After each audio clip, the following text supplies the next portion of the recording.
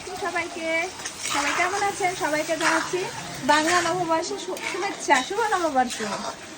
তো সকালবেলা বাড়িতে আলু ভর্তা করে পান্তা ইলিশ খাইয়ে, সরি ইলিশ না, আলু ভর্তা আর পান্তা ভাত। ইলিশ কোথায় পাবো?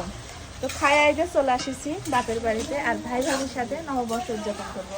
আর আমার ফুপুর হাতে মজার মজার রান্না খেয়ে আজকাল বৈশাখের শুরুটা করব। তো বেটে কি রান্ধিয়েছেন সেটা বলো আগে।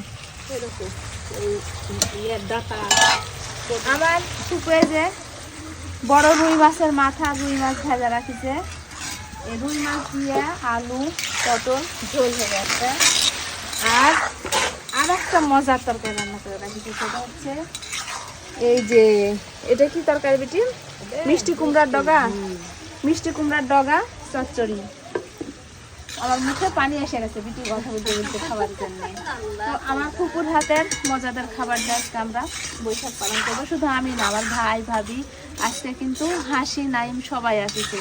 আমরা সবাই একসাথে আমার কুকুর হাতের একটা বাঙালি খাবার মাছ ভাত দিয়ে বৈশাখ উদযাপন করবো।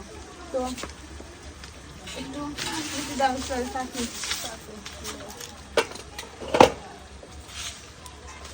তরকারি কালার দেখে মনে হচ্ছে মজাদার হয়েছে তরকারি।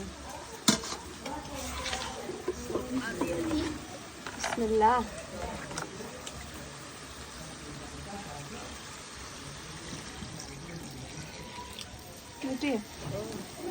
সেই স্বাদ আছে বলার মতন লাভ।